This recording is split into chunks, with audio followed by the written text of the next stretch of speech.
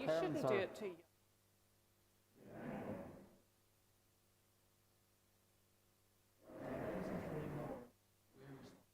Sound.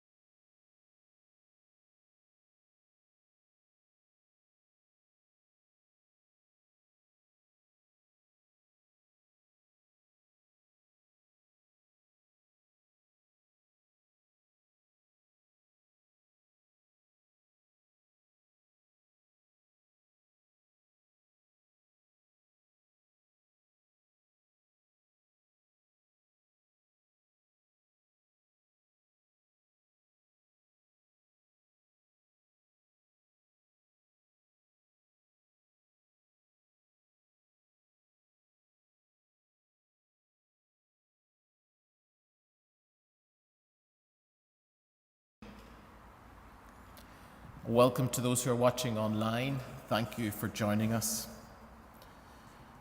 I want to begin straight away, particularly because of the day that's in it and the ongoing situation in Ukraine, by praying the prayer of St. Francis. Before I do so, could I ask us all to take a few moments of silence as we pray for peace in our world, and in particular for peace in Ukraine and Russia.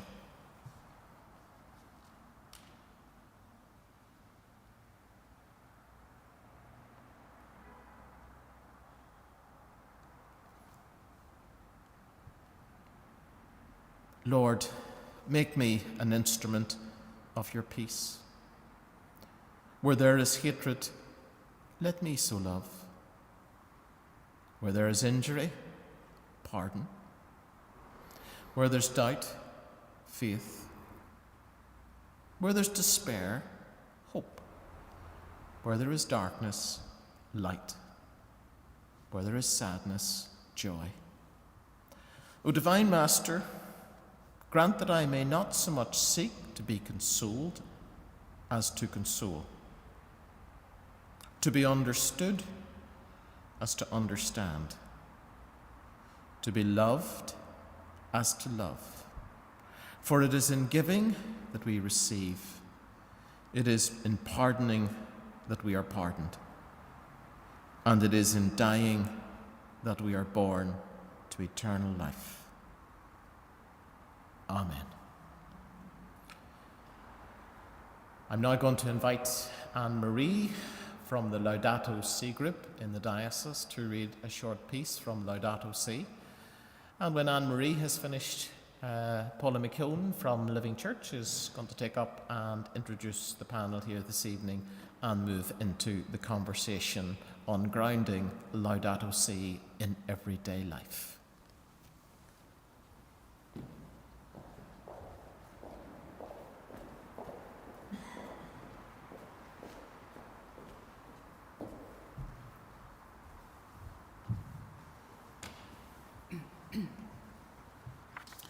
St. Francis of Assisi reminds us that our common home is like a sister with whom we share our life and a beautiful mother who opens her arms to embrace us. From panoramic vistas to the tiniest living form, nature is a constant source of wonder and awe. It is also a continuing revelation of the divine. The entire material universe speaks of God's love, his boundless affection for us. Soil, water, mountains, everything is, as it were, a caress of God. God has created a precious book whose letters are the multitude of things present in the universe. Each year sees the disappearance of thousands of plants and animal species which we will never know, which our children will never see. To sense each creature singing the hymn of its existence is to live joyfully in God's love and hope. What kind of world do we want to leave to those who come behind us, to children who are now growing up? The universe unfolds in God who fills it completely.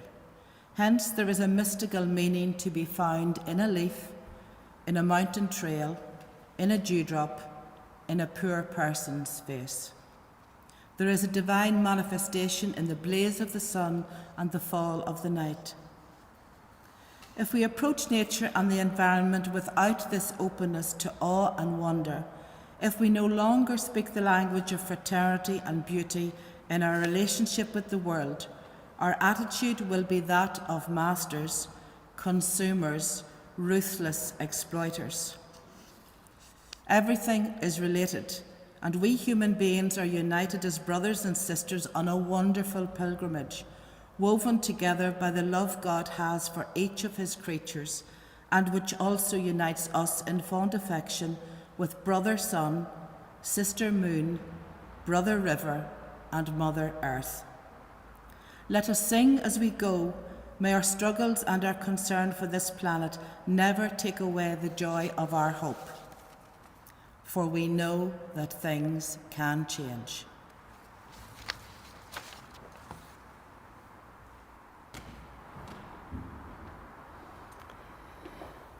Thank you, Anne-Marie.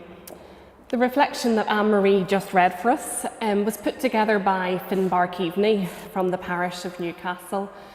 And Finbar, inspired by Laudato Si, picked out little phrases and wove them together to that beautiful reflection. And it's a wonderful way for us to begin our evening tonight. We're delighted to have three wonderful guests with us. And if you know the document Laudato Si, it paints very clearly the beauty of the earth. So I'm going to invite our three panellists to introduce themselves, but to also say what piece of creation inspires wonder and awe in them. So I'm going to start with Tim, if he would be happy to introduce himself and let us know. Thank you very much, Paula. Tim Bartlett. I'm the administrator of St Mary's Church, Chapel Lane, in the centre of Belfast. I've also had ongoing roles at a national level in the Catholic Church here in Ireland in relation to social issues, justice and peace. And I was also involved in drafting the Irish Bishop's pastoral letter some time ago on the cry of the earth. And I've maintained my interest in that theme for many years now. Thank you, Tim. And yes, well, I suppose like so many other people, it's some aspect of nature, whether as a child being in awe of the stars, the universe, the planets, but also I've always yearned, and I hope Bishop Noel's listening, to be in a quiet parish near the sea or beside a lake or a river, you know. And I love just watching the grass, the fields, the beautiful water, the fresher the better.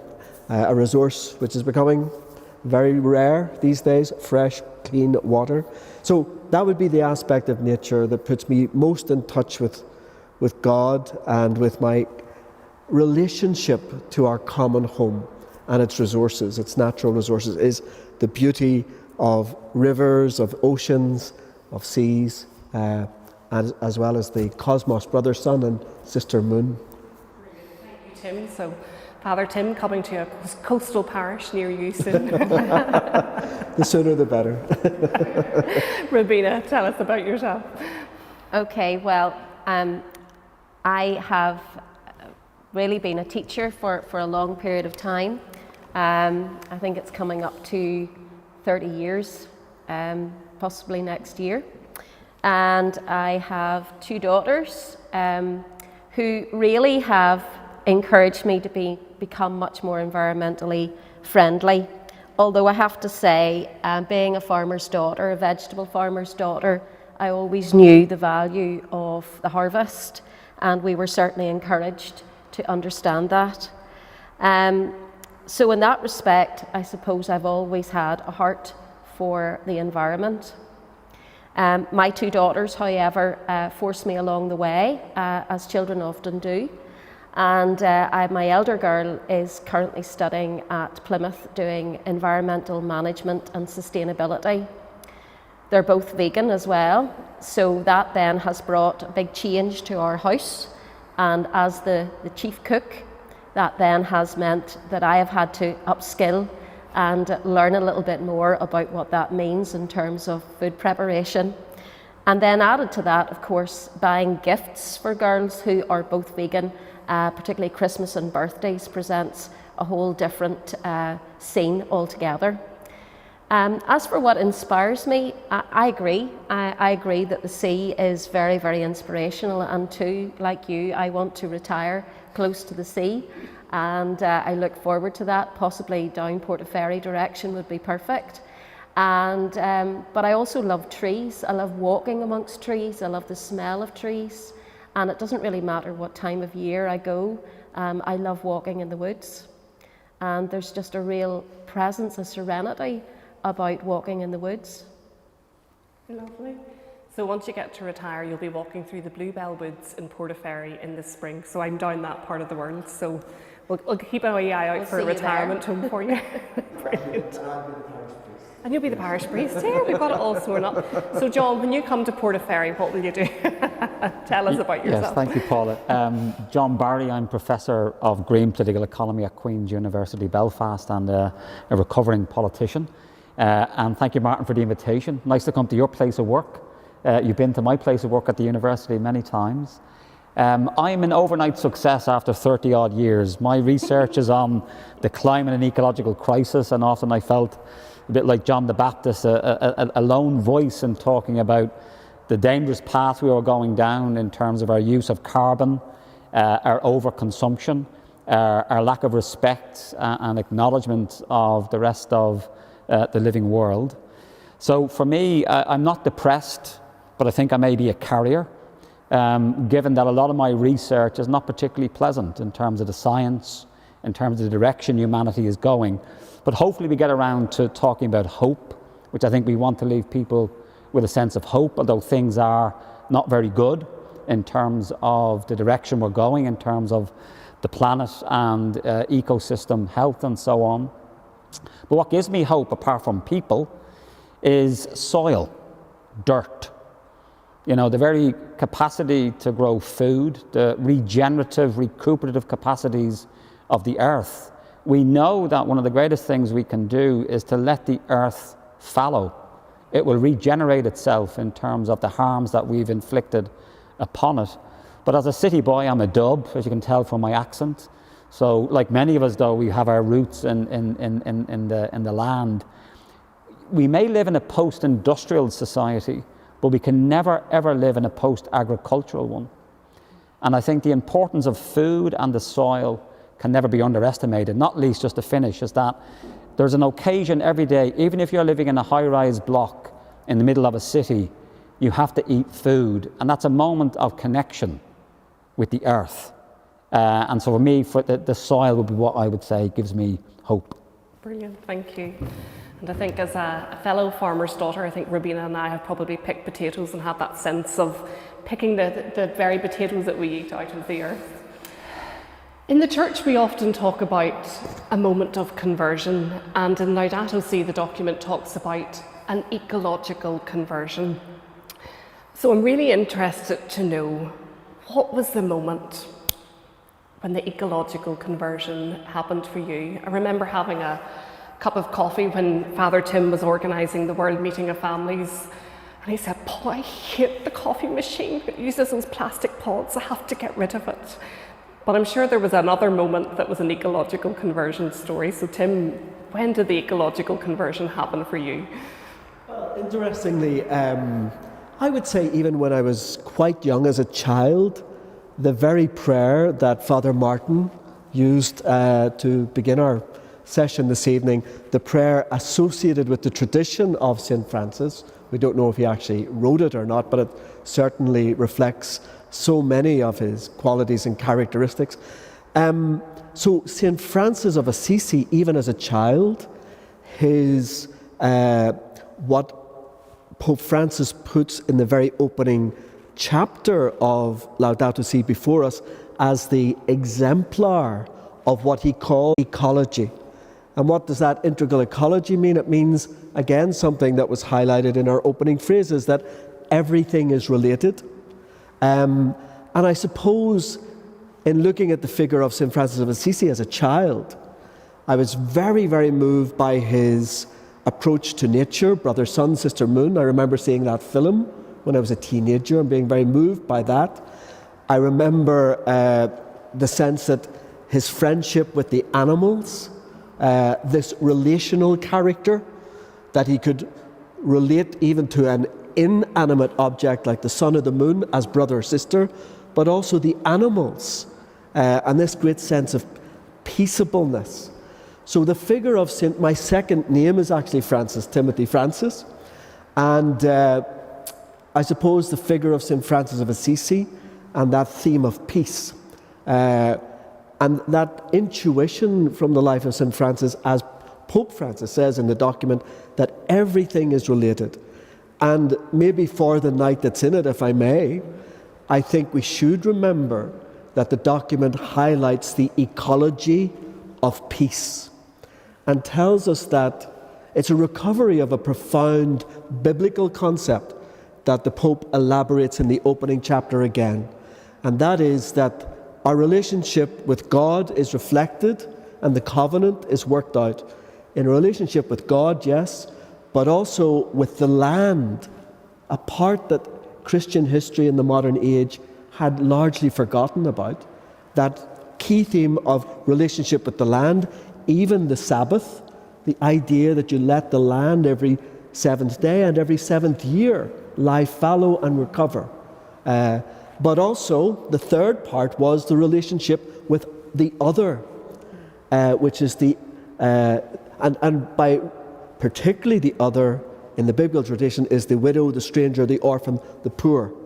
And this is another key theme in the document, that you cannot talk about care for the earth, our common home, its resources, a just distribution of those resources, a just protection and handing over of them between the generations, without also talking about the poor, the inequalities in our world. Because shalom, the gift of shalom, comes from all of those three relationships being in right relationship. The relationship with the Creator, the relationship with creation, and with the other who is created with us as equal. And once any one of those three relationships is out of kilter, then you lose the gift of peace, the gift of shalom. And here we are tonight in the midst of a crisis, a global crisis, which has at its root that breakdown in that relationship, that care for the other, that respect for the right of the other, and so on. And I'll just finish my answer to that by, so Pope St. Francis was the kind of ecological conversion moment for me growing up. And I was so thrilled that Pope Francis put St. Francis center of the encyclical at the beginning and at the end. But there's one other thing that I'm very proud of and isn't very well known about the document. And that is that a repeated phrase that the Pope sows through the document is that the cry of the earth and the cry of the poor are one. And that phrase comes directly, although not ascribed in the document, directly from the pastoral letter of the Irish Bishops' Conference in 2006, called The Cry of the Earth, when they said the cry of the earth and the cry of the poor are one. So that's what the integral ecology is. St. Francis in the document is put before us as the exemplar of this integral relationship with creation, the Creator, and the other, including the other as the animals, the species, and our sisters and brothers, in particularly the poor and the needy. So St. Francis of Assisi, growing up, was my moment of ecological conversion. Thank you, Timothy Francis. Rabina, what about yourself? Okay, I have to say I'm going to be much more practical in my approach to this. To be honest, as a mum of two girls, my ecological conversion happened after I had my first child. I was shocked, actually, by the amount of rubbish that one small person could create. And I mean, from the nappies, the wipes, the tissues, everything that just went along with that process of looking after a young child. And I went and deliberately pursued trying to find alternatives to all of those things. What could I use instead of using these terrible disposable nappies? What could I use instead of this cotton wool, which I knew had been blanched in a factory somewhere? And that was really the start of my journey. And I suppose I've just been learning as I've gone along. And as I say, my daughter, eldest girl, has been very good and very instrumental in highlighting a number of things to me that we could maybe have in our house. And this is where I'm going to get really, really practical with you. Have you ever wondered about cleaning your dishes with something different? This is decomposable, it's coir, and it's been specially put together simply to be a little scrubber for your dishes. And it lasts forever. I have had one now for over 4 months and it's still on the go, so clearly it works much better than a sponge. Kitchen roll. Yeah, you use it to wipe one thing down and then you fire that bit of kitchen roll in the bin. What about something like this? These are little claws that have been put together and they actually fit around the kitchen roll holder. that you may have in your kitchen, and they come off in little reams, and you can wash them. And of course, you could think about your washing powder and so on, and that could be much more ecologically friendly. But I bought a set of these as a Christmas present for my eldest girl, and she says they're absolutely wonderful. And a year on, she's still using them. And I kind of think, well, I would have gone through about 5 or 6 rolls of kitchen roll in maybe about 4 months. And she has been able to use and reuse this. And it certainly has been money well spent, and it hasn't ended up in the bin.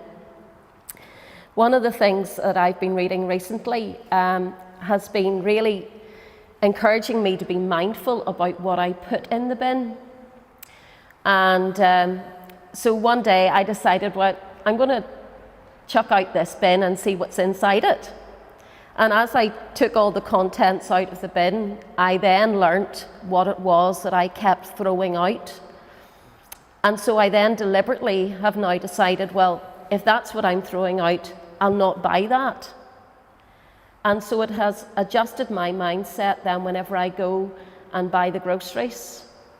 So obviously I'm not going to buy something that's wrapped up in plastic. I'm going to try and find something that isn't. I'm going to go to the refill shop and try to refill my jars, or maybe buy in bulk. And that was a real story to me, because actually what I then ended up doing was putting a wee sticky note on the bin to keep on reminding me that every time I put something into that bin, I'm contributing to the world's waste. And the difference is I have a choice. I can put it in the bin, and I know that somebody's going to come and they're going to take it away, and they're going to hide it in a landfill site somewhere. But the people in the third world don't have a choice. They don't have people who'll come round and take their rubbish away from them. And instead they have to either burn it, and so fill the world with toxic fumes around them, or they have to live among it. And therefore it will start to pollute their water systems and just make their daily life really difficult. So that was really to remind me, I have a choice. And because I have a choice, that's a real privilege, and I shouldn't take that for granted. Lovely, thank you. I remember I was working as a speech and language therapist, and there was a beautiful couple that I met, and I was working with a husband who had had a stroke. But the wife always used to say to me, Paula, you'll never know poverty if you can still make a choice. And there's a real truth in that, you know. We don't know poverty when we have choices at our disposal, you know, so that is something for us to bear in mind, actually, just the wealth that we have in being able to make simple choices every day. So thank you. John, what was the moment of ecological conversion for you? I suppose, unlike the Pope's Laudato Si, which I read as a prose love poem to the earth, I mean, it was one of the most exciting and eloquent things I had read as an academic in 2015 when it came out. But unlike that love and concern, my own ecological conversion was born out of anger and injustice when I was a student in University College Dublin in the 1980s. And I can thank McDonald's, other fast food joints are available for my ecological conversion, because it was at that time when I knew I was being exploited. We weren't being paid a living wage. But then making the connection that the burgers we were selling in O'Connell Street in Dublin were made from rainforests that were being destroyed in Costa Rica. And for me, that was my kind of moment. I'd always been interested in social justice. At that stage, I was really interested in liberation theology and the issue you raised of the cry for the earth and the cry of the poor. And I've always been fascinated by that wonderful phrase by Dom Heda Camara, you know, when I give food to the poor, they call me a saint. And yet when I ask where the poor have no food, they call me a communist. Mm-hmm. And so I've always been interested in this connection between what we now would call intersectional injustice. So I was experiencing injustice, being exploited by this company. I could then see that the earth was being exploited somewhere else as a result of that. And for me, that was a lifelong passion of a much more political view in terms of seeing that wherever the earth is being exploited, you can bet your bottom dollar people are being exploited too. And having that global connection that has already been mentioned is really, really important.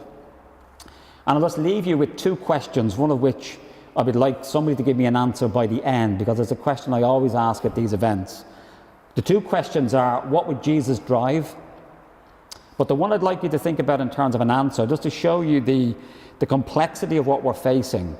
Can anybody name me one thing in this building that we're in that hasn't been made in whole or part, or transported here in whole or part, without the use of oil or gas?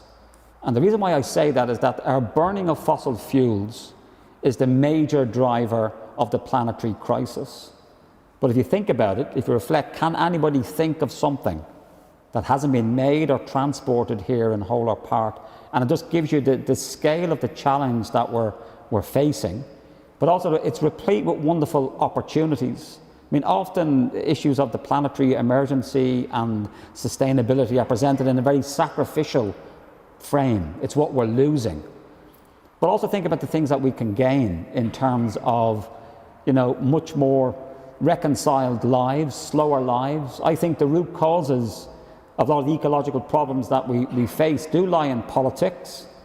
They do lie in a false view of the good life, which is based around material consumption. And again, a provocative question to ask, and again, it reflects my own kind of political journey, but it's infused by an ethical perspective as well, is that why is it, particularly for our young people today, it's easier to imagine the end of the world than the end of capitalism?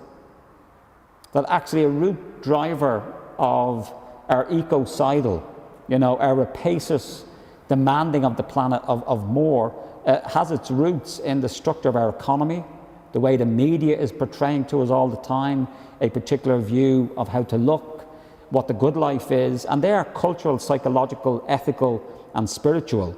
And the reality is there is no app for this. There is no technological solution for our crisis. It is at root a cultural crisis, and that's what I really resonated to in the Pope's encyclical, that these are much, much deeper issues. Elon Musk ain't going to save us. Electric cars, of which I have one outside, ain't going to save, as important as these things are. And that's why it's really important for, I think, members of faith communities to get involved in this conversation, because it's often viewed in a very scientific manner, or in engineering terms, or very policy terms. And while we need those things, really at root, this is an ethical dilemma. And I think faith traditions have a lot to give, particularly in terms of looking within themselves, in terms of divesting from fossil fuels in their organizations. And tip of the hat to the Presbyterian Church, who've led the way on this. But where's the Catholic Church? The Pope has written this wonderful document, but where's the action? Why isn't every church on the island of Ireland and elsewhere festooned with solar panels? Is the church actively looking to divest its wealth from the very thing that's causing the climate crisis? So there's some challenges. But I'll just finish by saying, this is not to just call out the Catholic Church. I've been on strike for 7 days outside Queen's University Belfast, and I'll be 3 days striking next week because our pension funds are being stolen from us by our bosses. But my own pension fund is invested in fossil fuels. So this is part of the complexity, the reweaving of quite a lot of our society. But again, I think a good way in is to look at the energy issue of fossil fuels. So I'll just repeat that question again. Can anyone name me something that isn't made or transported here in whole or part without the use of coal, oil or gas? Fabulous question for us to be thinking about, and I can't spot anything just yet. Maybe I won't. Rabina, I want to come back to you. I resonate with that piece earlier of the newborn baby arriving and that sense of how much stuff does a baby need. And I know certainly even the decision to breastfeed for me was very much an environmental one, just actually, why would I be transporting in something that I can make myself just by having a good diet and having that lovely relationship and bonding. But there's something quite incredible just in terms of the inspiration of your daughters for you. And I just wondered, would you share a little bit just about the championing that your daughter did within the Presbyterian Church? Okay, well, Proud mummy moment.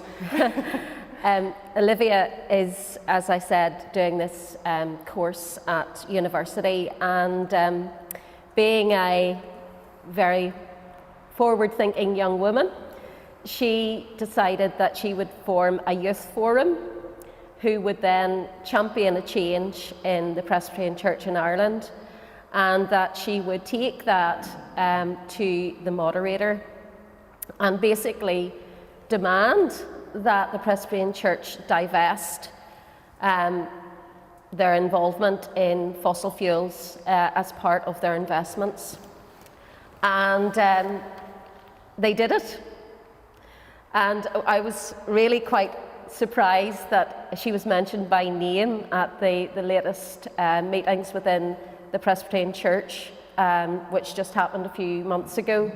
And it just shows you that it doesn't matter what age you are. It doesn't matter how much influence you think you have. If you believe that something is wrong, then it's important to give your voice to it. And people do listen. If you're passionate enough, then people really do listen. And I have to say, I was a proud mummy. Good. Absolutely. So we have a professor, a teacher, and a priest. A professor, a teacher, and a priest walked into a bar. I'm only joking, there's no joke.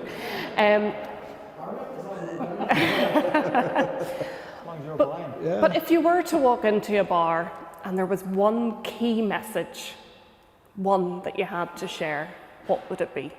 John, we'll start with you. I think dig where you stand. I mean, this is a very, very complex issue, and do whatever you can that fits for you.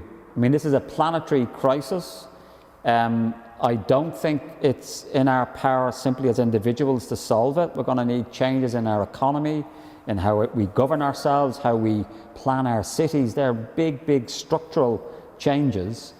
And that's where we can act as citizens, and we all have a vote for those of us who want to use it. We have an election coming up. If these issues are important to you, you can use that. So I think using your voice and your vote. But even something as simple as growing your own food or engaging in some of the eco-friendly, products that have been displayed here tonight. And I would see those as commitment devices. They are commitments to remind ourselves to be, I think Rabina was mentioning, to be mindful.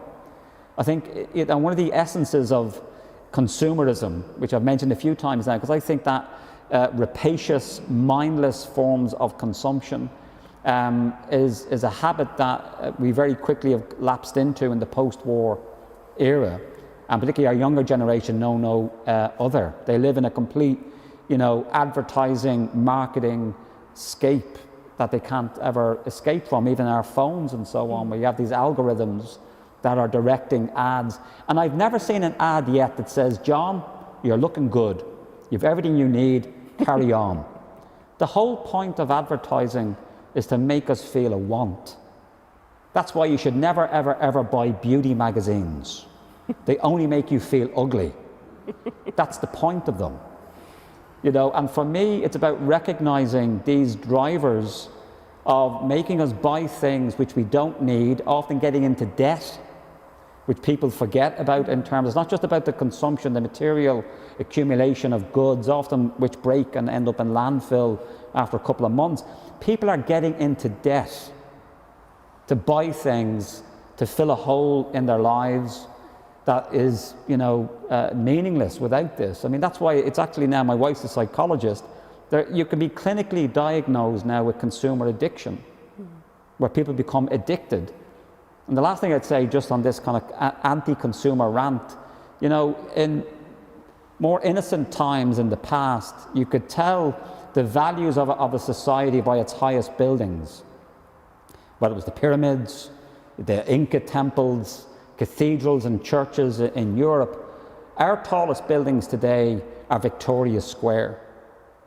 It's those cathedrals of consumption.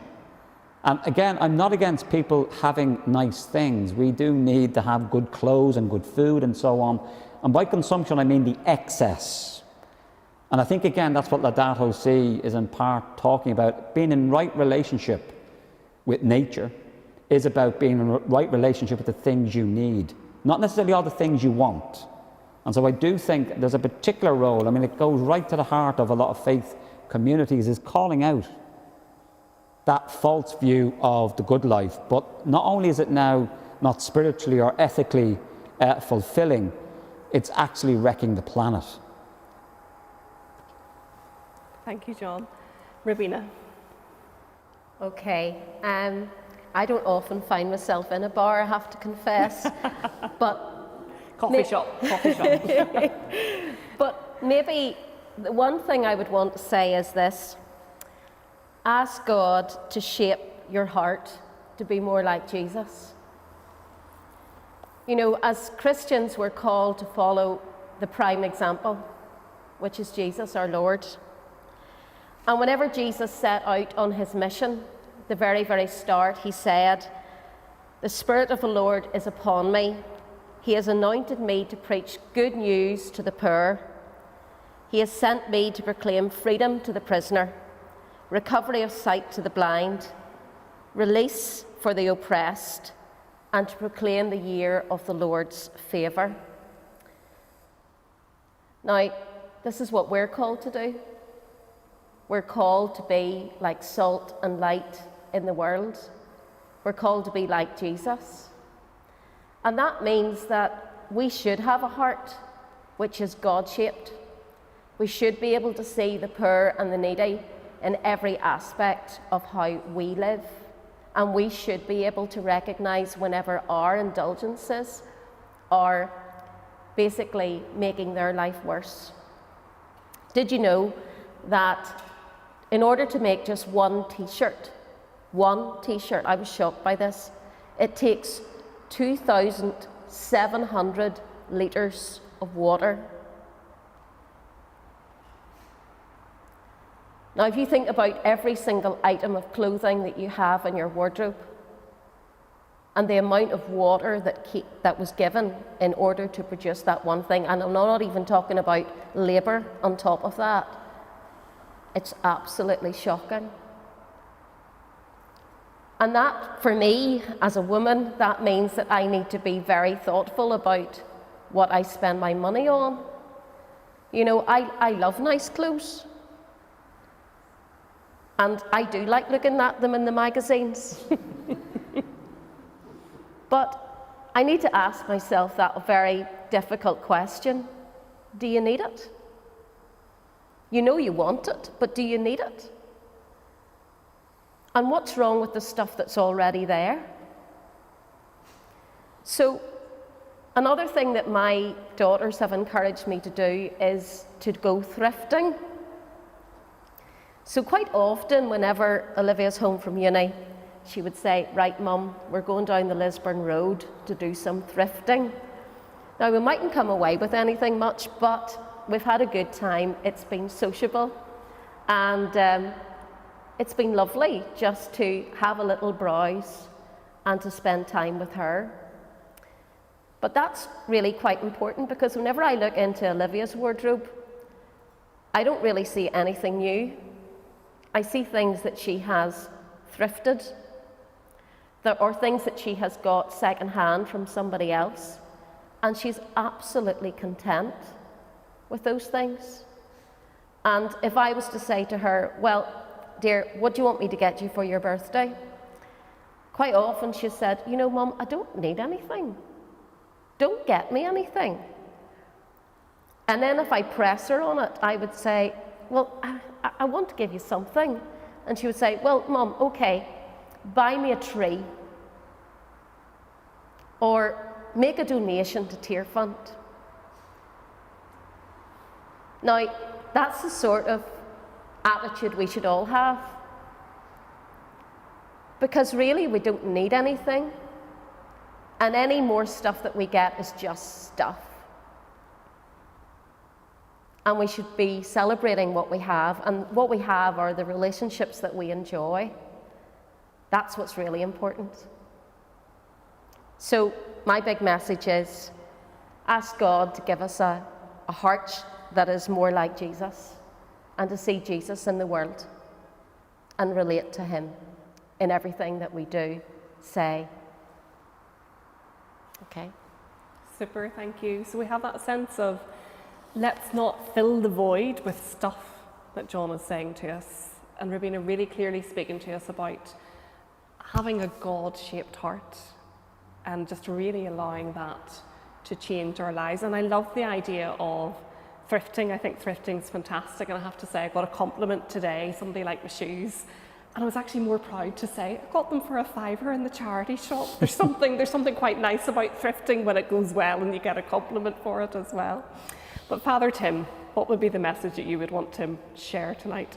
So, I think the message on the presumption that there would be other people in the bar with me, preferably, hopefully buying the drink, whatever the drink is. I think I would want to pick a phrase from the latter part of the encyclical, where Pope Francis turns to another saint, this time to an iconic woman in the Christian tradition, Saint Therese of Lisieux, the little flower. And he sets her up as another exemplar of ecological conversion by the little way of love, the little way of love. And the importance of that little way of love, he suggests, is two things. One, that even the smallest change counts in this issue. Even the smallest change. So, changing to away from the kitchen roll, which I'm going to have to do now after tonight, changing what you scrub the dishes with. Every single one of these things, the Pope says, is important. Even the smallest act of kindness, love, tenderness builds up the civilization of love, just as every little act of justice builds up the civilization of justice that Jesus came to bring. So that's the first thing. Every little change, every little step you take counts. But the second thing is that it is ultimately, all of this, the Pope says, comes down back to the core concept of love. Because love is ultimately relational, and we will act more profoundly, more conscientiously, more deliberately, and more generously out of love than out of law. And maybe one of the challenges in the document for churches, I would suggest as a Catholic priest, particularly the Catholic Church, is to move out of a mode which somehow we got into in the last century or so, of being seen, even today, being seen as a moral institution, a moral lawgiver, a moral arbiter, something which Jesus himself reminded us is always set for a fall, because even Peter said, "Leave me, Lord, I am a sinful man," to a spiritual resource, a community that is motivated, animated, and believes profoundly in the vision of human and divine love as the only real future for humanity. And out of that love, we will act differently.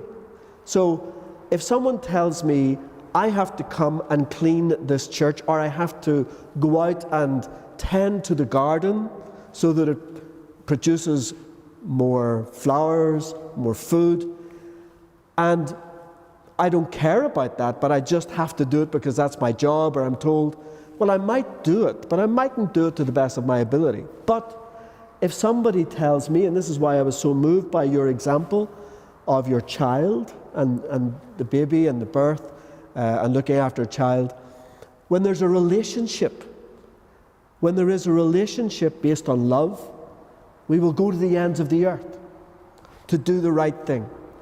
And one of the biggest motivations, I think, for so many of us, certainly for me, is this concept again elaborated in the document, that flows from the idea of love, relationship. It is intergenerational justice. Again, it was one of the phrases you read for us there at the beginning.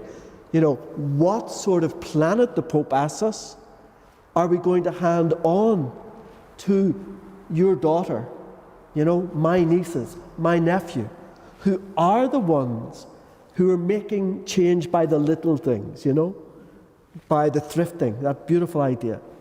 And that's why, again, another part of the document that's often not emphasized sufficiently is Pope Francis talks about the cry of the earth and the cry of the poor are one, but he also says that it's the younger generation who will lead us in this, because it is their future. They see it more clearly than maybe we have been able to do.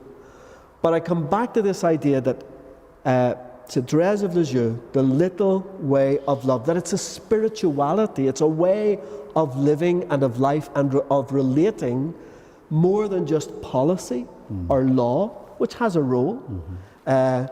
We will act more with more determination. We will do more, we will change more if it's based on a love and a concern for the other. And so that would be my key message, is every little change counts, and that love is still the thing that will save us. Love will save us in the ecological crisis if we have the courage to set out on that journey of relationship. And pubs are also about relationships, so that would be a good place to have the conversation.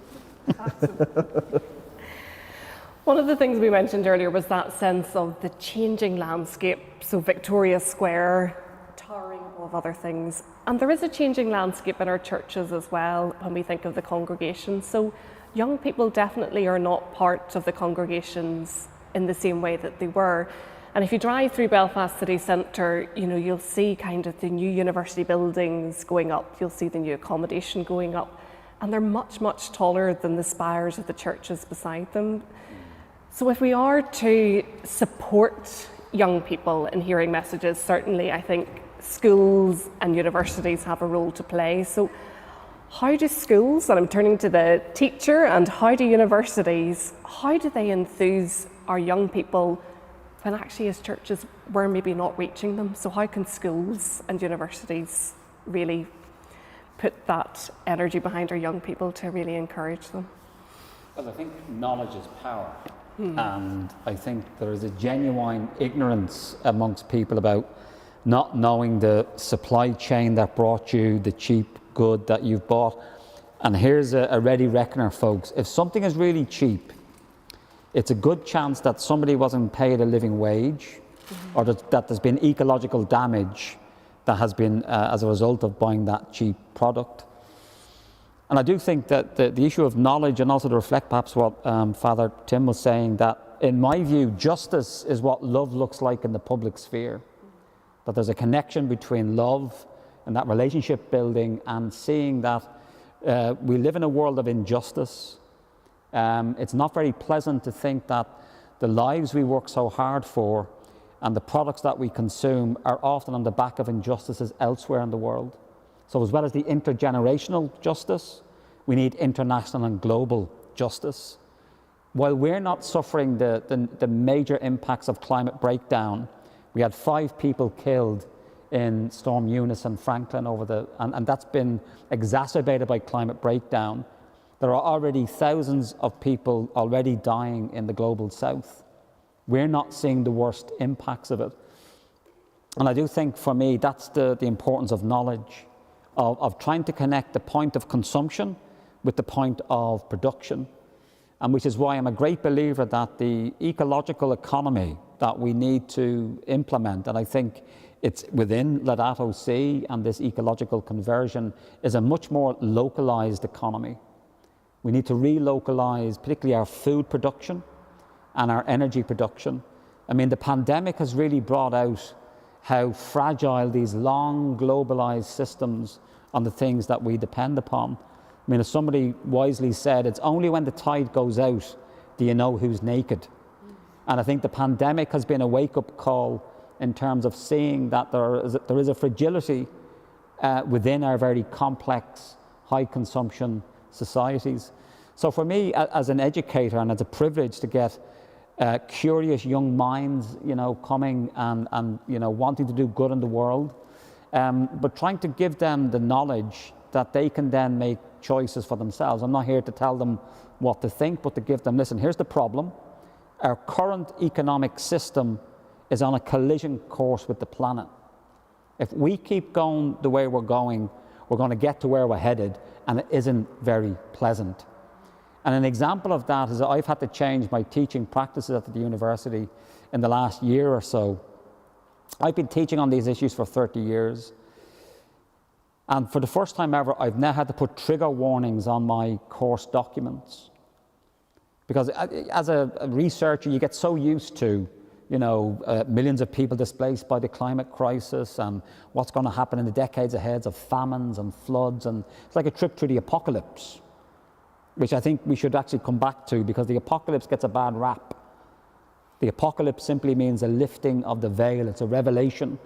And so I do think an apocalyptic framing of what we're facing can be quite positive. But as I said, as an educator, I've had to now put these warnings on my modules that I teach to remind students to monitor their own emotional reaction. Because when I'm talking about intergenerational justice, they're sitting in front of me. These are the children, and their children are going to inherit the world that I'm describing. And so for me, it's about giving knowledge in as correct and an unbiased manner, but informed by values. I'm very upfront about where I come from. I'm a socialist. I believe that social justice is at the heart of climate justice, but giving them the science so they can make their own decision about what way they want to, act on this. And I think for me, it's about taking people on a journey. And some of you may have experienced this. You may be even going through it now as we speak. There's a common kind of psychological model called the Kubler-Ross Cycle, that when you're faced with something shocking, usually it's a very bad diagnosis for a relative or a sudden death in the family or community, our first reaction is shock. We can't believe it's happened. Then it's denial and anger. There's always a kind of an anger then that comes about. Then often it can be depression as it sinks in. And I think many of us and our communities are at some stage of either denial, anger, depression, shock. And I go through this every day on a daily basis in my own work as an educator and researcher. But it is about coming out the other side then of reconciling ourselves and rolling up our sleeves and seeing that there's work to be done. For me, hope is generated through agency, which we've all spoken about, whether it's changing your practices in terms of the cleaning products you use, or thrifting, or being more mindful in your daily actions around food, around your consumption habits. It's through agency.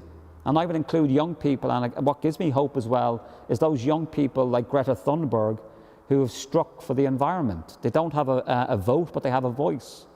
But it is saying that, for me, knowledge is power, so arm yourself. And we do have a wealth of knowledge out there now on the internet and so on, in terms of being able to, verify. Don't just believe me because I've got lovely southern dulcet tones from Dublin and a professor. Verify this for yourself in terms of, informing our decisions by the best available knowledge. But knowledge by itself is worthless without it being ethically directed and politically directed as well. And that's an important issue. To fuse knowledge and ethics, I think, is part of the challenge of our current moment. Thank you, John. Rabina, in this school setting, what do you think? Well, one of our units for Year 8, that's Form 1 in Old Money, okay? One of our units in Year 8 is God and Me. And as part of that, we look at the creation narrative in Genesis, and we look at environmental issues. And one of the things that the kids have to do is to present a little project, and in that, talk about the environmental damages, the things that we have done wrong in relation to stewardship, and then also how we can change things in relation to stewardship. And I'm sorry I haven't brought any of their pieces of work along with me tonight, because some of the kids did absolutely fabulous pieces. But reading those, it's really heartening. And I would just like to add to what has been said. You know, this is, despite the terrible nature of what we're facing, this is also really exciting.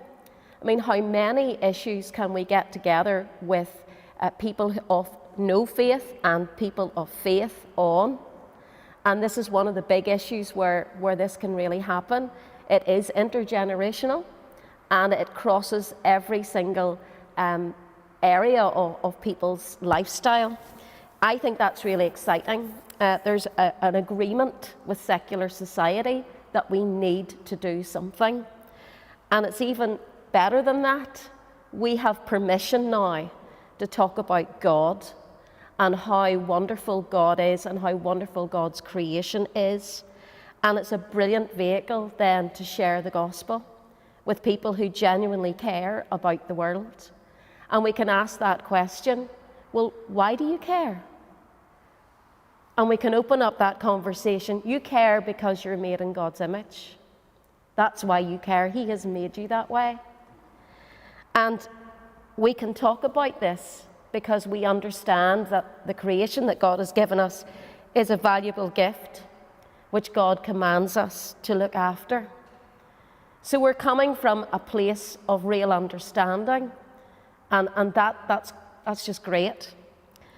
I also think that it's a real privilege whenever we engage in these conversations with young people, because they're passionate and they don't have the what ifs that we might have, or maybe we can't. They don't think that way. And it's that kind of passion and excitement that is such a privilege to be part of. So one of our topics that we cover in AS, taking into A2, because we teach ethics and philosophy in my school, is the environment and environmental ethics. And it's really such a privilege to open up that area and to get them thinking in real terms. What does this mean from a religious perspective? But what does this mean now for us today? And what can we do? And it's very much on other aspects of human experience. How can we relate this to the way in which we live and the lifestyle choices that we make? So I have to say our young people are very clued into this, and it's a privilege to walk alongside them as they see their world and how they make the changes that they want in their world. Thank you. John, you said a lovely thing earlier about how our young people have a voice, but often they don't have a vote.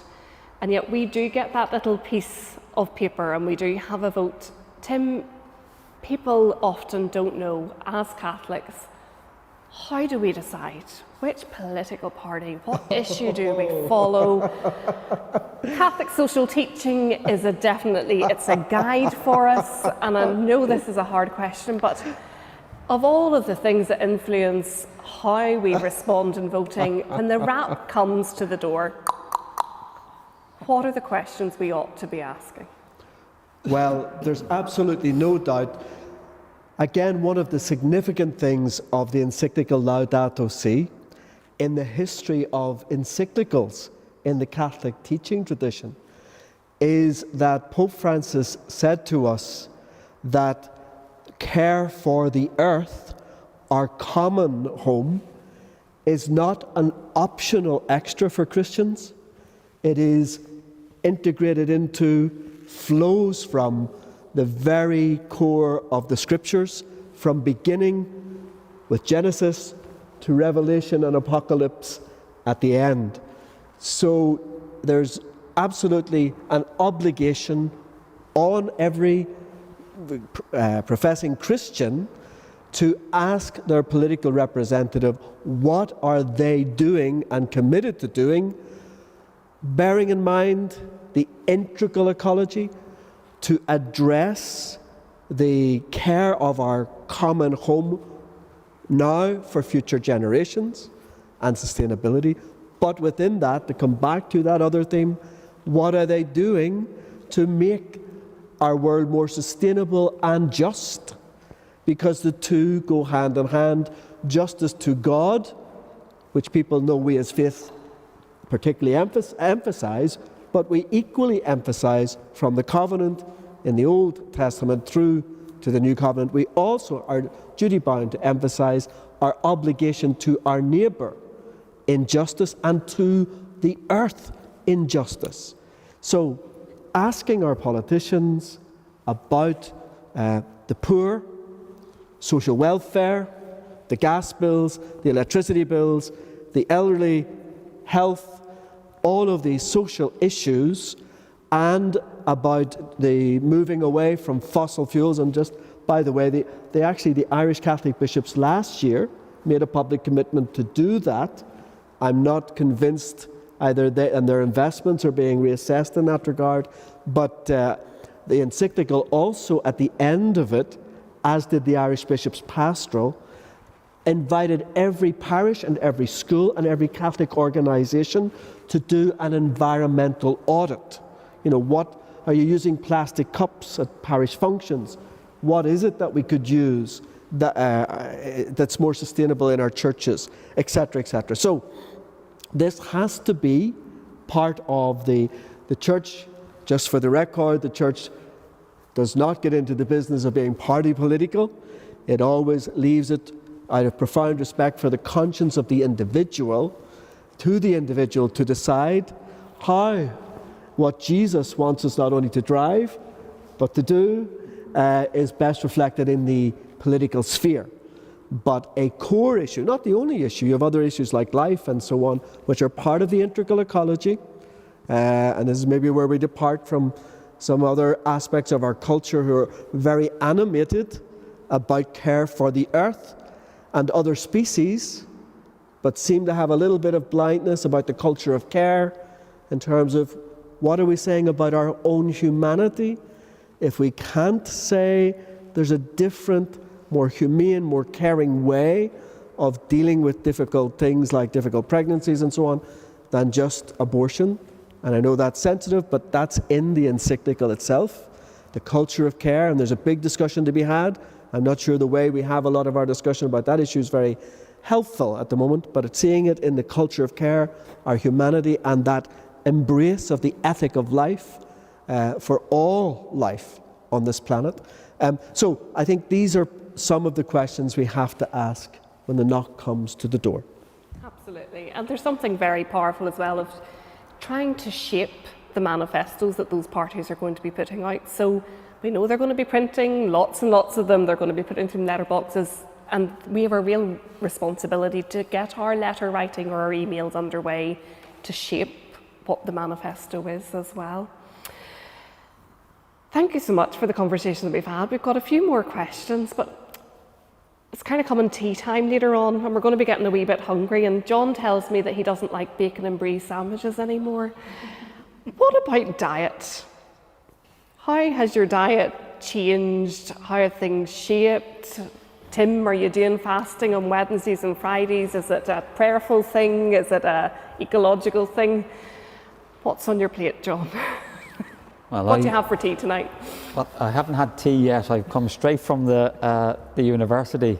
I've been a vegetarian for over 30 years, and I now follow a completely plant-based diet. I upgraded to vegan a few years ago. That was partly out of ecological concerns. I mean, the reality is the way we produce particularly red meat is horrendously damaging to the environment. It takes a lot of carbon, energy, water and waste, never mind the horrendous welfare conditions that occur in industrial, large-scale farming. I often tell my students there's a reason why abattoirs don't have glass walls. If many of us knew the conditions under which particularly meat was produced, it might make us change our dietary habits. So I think there's a happy coincidence for me in terms of you mentioned environmental ethics, but the respect for the sentient other creatures on the planet, as well as then having positive environmental impacts. And it turns out that the science is pretty clear. A healthy diet for a human being is similar to a healthy diet for the planet. And that means moving away. It doesn't mean you all have to go vegetarian or vegan and so on. Although I do think the Catholic Church is onto something when it had fish on a Friday. You know, there was something in that they were thinking ahead. I often think the Church thinks in terms of centuries and so on. But there's something around, that's something we can all do individually, is begin to reduce our consumption of particularly red meat. And for me, that's a mindful practice of honouring the earth, of a commitment to the next generation that we're trying to do our bit. And let's be honest, it isn't a big ask. You know, to go back to the issue of needs and wants, you know, our overconsumption of red meat is more a habit than it is actually meeting our, you know, needs for dietary sustenance.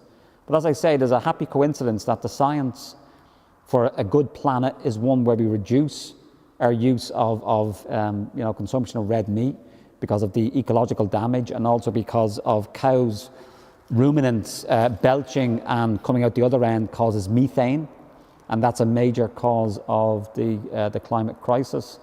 So you can do yourself a favour. We're healthier if we consume less of this particular product, and actually it also enables us to deliver on that promise of intergenerational justice in terms of passing on a habitable planet for those who come after us. I mean, the question we have to ask ourselves at this moment is, do we want to be good ancestors?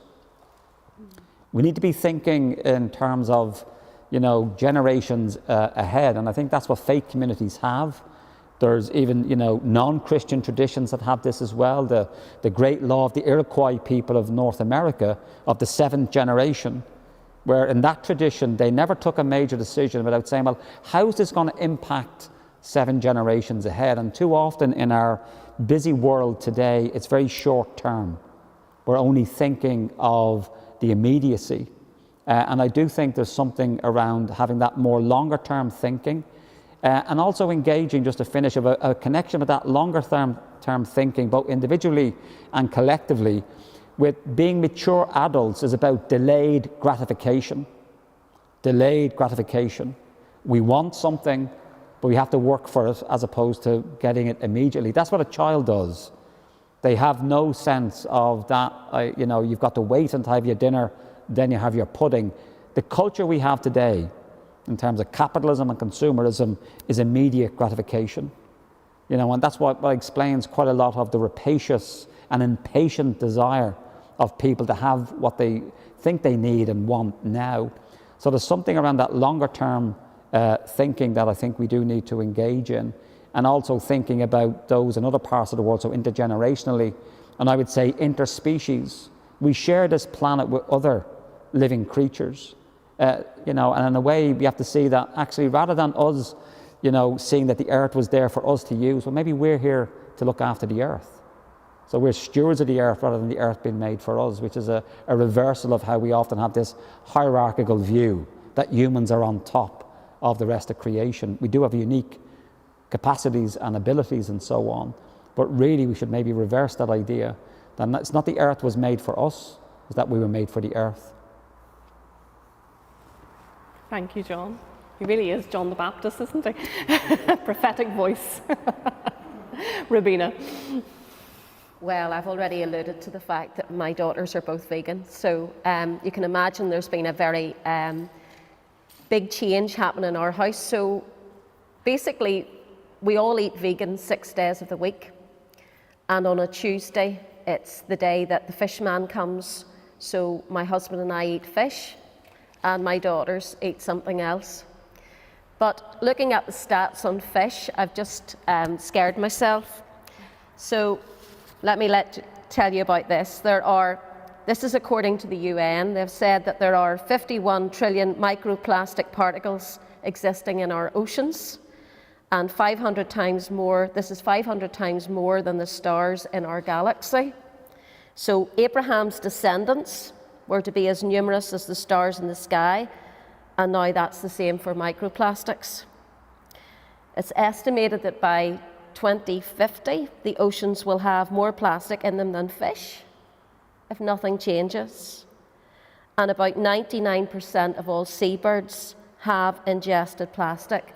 So inevitably, whenever we eat our fish, and I love fish, it will make its way onto our dinner plates as well, and probably into the water systems too. That said, I want you to think seriously about plant-based diet. If someone said this to me 6 years ago, I would have said, no way, far too much work, I wouldn't know where to begin. And actually that was my reaction. No way, oh dear, far too much work. But then my daughter said, but Mum, we'll help you. It's okay. We've got lots of recipes that we can give you. I have to say they gave me the recipes and then went off and did their own thing. But that's often the case in homes. But I have to tell you that it wasn't as difficult as I thought. There are great recipes out there, and can I just recommend Deliciously Ella. She's absolutely brilliant. She does lots of really easy recipes, and a lot of the things that are here you don't need masses of ingredients for. And my personal favourite are these pair, the happy pair, David and Stephen Flynn from Greystones. Again, if you've watched any of their YouTube videos, they're actually really entertaining as well. So, has it been difficult? Initially, it was a mindset change, but not now. And I have to tell you that my shopping bill is much, much lower as a consequence. Yeah. And there's something as well of even kind of when you're adapting that diet to make sure that you still do the local shopping and the seasonal shopping as well. So don't be running into the local supermarket, we'll not name them, and buying something that's been shipped in from who knows where with a huge fuel bill alongside it. But it's that kind of shopping local, eating within season. And I'm looking at Aisling here, my colleague, and she has a lovely polytunnel, and her and her boys just are growing vegetables all year round and eating all year round. So it definitely is something that can be done. I also have to add, my husband has an allotment. So there is a glut from time to time of things that we must use. Yeah. So we've been enjoying Jerusalem artichokes. Who knew? And it's the chutneys and everything that you get to make as well. So we've only got 10 minutes left, but Tim, tell us a wee bit about your fasting on Wednesdays and Fridays. Are you doing it or not? What's happening? Look, you wouldn't have to look at me too long to know that dieting and fasting and all of that is not my favourite subject. And truth be told, my diet is a disaster in ecological and other ways. However, when you mentioned this issue, two things shot into my mind. One was a very beautiful part of the encyclical, a very practical thing that Pope Francis actively encourages us all to recover or do or develop, particularly as families gather together, and that is, he makes a particular appeal to recover the practice of grace before meals. Now, you don't have to be a person of faith to have some pause for reflection about the gift that what we eat is to us from the earth, and deepen our relationship with that and our sense of even pause to question, where is this actually coming from, you know? But also the second thing that came into my mind is that I am actively thinking, predominantly in relation to Lent, about that issue, how I'm eating, how I'm caring for myself. Because all of the great religious and philosophical and spiritual traditions in the world all have this sense that wholeness or holiness has at its heart some sense of equilibrium, you know, which itself is a fruit of what the Judeo-Christian tradition talks about, these three relationships being in right relationship, God, the other, and the earth. And in that, the prayer, fasting, and abstinence tradition, in the Catholic Christian tradition particularly, but also Islam and so on, but prayer, fasting, and almsgiving, particularly during Lent, is an ideal opportunity to look at those three aspects of our lives, you know. Prayer, including recovering some sense of the grace before meals, prayer, the relationship with the Creator, or whatever your spirituality is, to deepen that as a key element and force in the effort to wholeness and right relationship with creation. But also fasting then, as you say, you know, about the practice of self-denial gets a very bad rap. And yet it's part of a balanced spirituality, St. Francis of Assisi. And out of that is solidarity through almsgiving. It's the practical action of relationship building, and we should be ready to think of almsgiving in much more creative ways. So, for example, by making a decision to change the type of fuel that I'm using is actually an act of solidarity and giving back to the earth and to the future generations and so on. So it doesn't have to just be putting the money into the trocar box, absolutely vitally important and helpful as that is, but everything we do to make the earth more sustainable, more as it was intended to be, safer, is an act of solidarity and charity to others. It's building up that third plank. So I just think Lent, in the Christian tradition, in its wisdom, actually is a brilliant time to look at those three relationships again and how they're working in all of our lives. And diet is going to be a core part of my journey this Lent. I look forward to seeing Tim at Easter with his fair trade Easter egg. But just to finish on that, one final thing is this sense of, again, John mentioned it, and it is mentioned several times in the encyclical, the Sabbath and the fasting. You know, that regular restraint brings balance, does justice to the earth, and even in physical terms, the wisdom of the generations of thousands of years was every seventh day you took a rest for yourself to build up your relationship with others, particularly your family and friends. So that's good for you, it's good for them, but also you give the earth a rest. Now, we used, the whole idea of not having shops open on a Sunday, like it went to extremes in terms of locking up play parks and all of that, but there was still some wisdom in it that consumerism has been allowed, not least through our political world, to just take over, but there was some wisdom in that we've lost. And even the idea of the Sabbath year, the seventh year, was not only a year where you didn't harvest from the soil, you let it rest, but it was also a year dedicated to the poor, to solidarity with the poor, those most in need in the community. So there's great wisdom in our tradition and traditions that we need to really recover, I think. Lent is a great time to reflect on all of that. Absolutely. And we'll be entering into Lent next week, and certainly also that idea of just having the meals with families. I know in my own house, grace is really important. And I suppose as the kids were very young, we know that sometimes the prayers are quite complex for them. So we changed it in our house and we say, God bless the food and the hands that made it yummy. God bless all the children with no food in their tummy. And it's still the grace we say, even though the kids are getting older and they know the new prayers from school. We find it hard to move away from that because it captures in many ways that sense of gratitude that we ought to have, from the farmers who produce really well to the people that are all a part of that food system, and then really that sense of connecting again back with those who are living in poverty, and just to be mindful just of all of humanity. So it's been a wonderful conversation, and we're going to draw ourselves to a close. So I want to thank Tim, Robina and John just for the contributions that they have been making.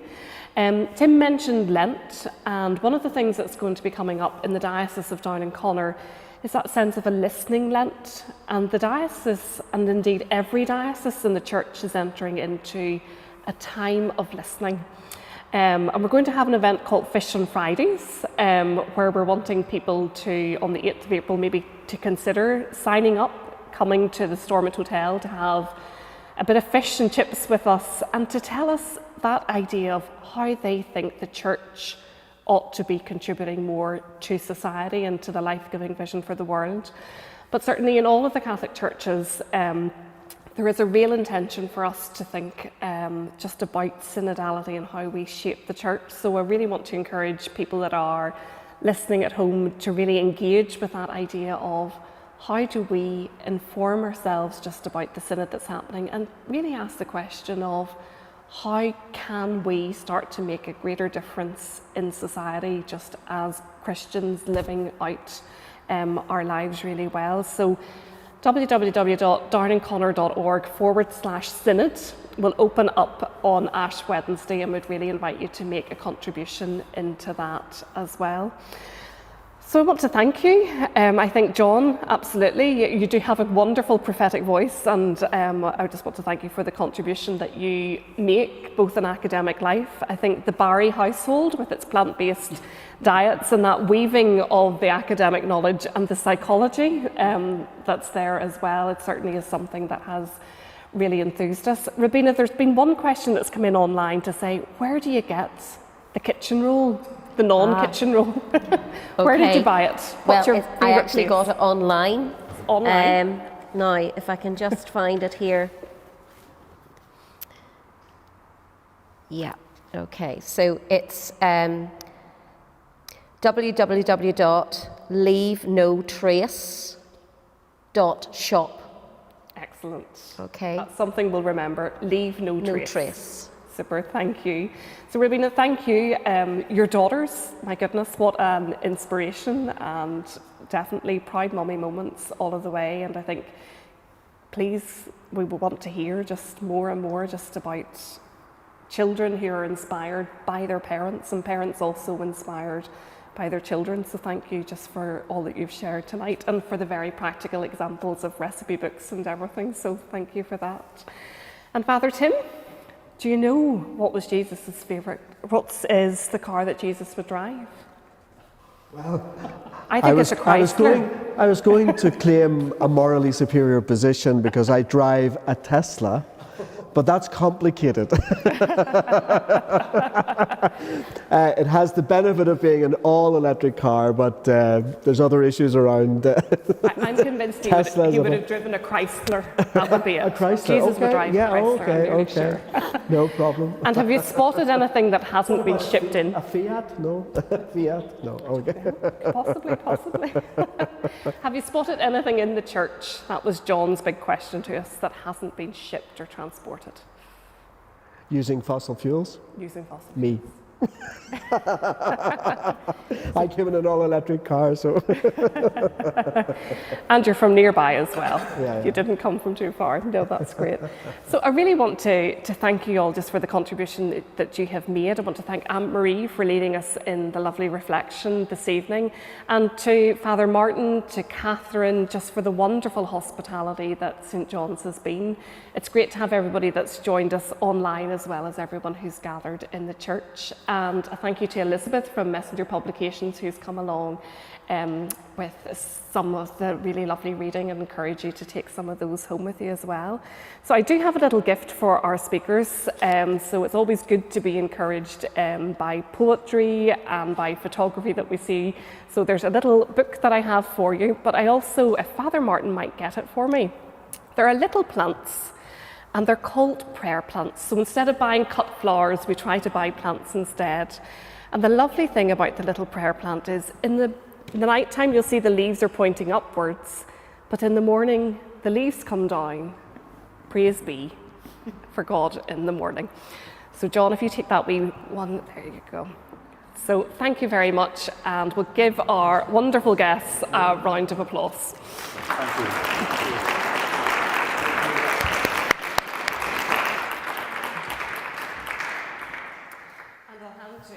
Martin, who might say a final word. And just finally, as well as thanking the panel members, which Paula has done so beautifully there, could I just say a word also of thanks to Paula, who right from the very start has helped shape and guide this whole event this evening. Thank you for coming out here. Thank you for watching online. And could I say to members of the St. John's Compline family, don't worry, we will be back at 9. We'll finish off, we'll tidy up here, and Father Tim and I will then lead night prayer tonight at 9. So good night, God bless.